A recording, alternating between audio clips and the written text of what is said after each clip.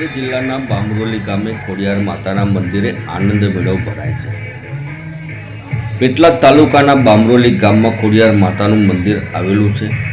માતાના મંદિરે દર વર્ષે ધરો આઠમનો મેળો યોજાય છે।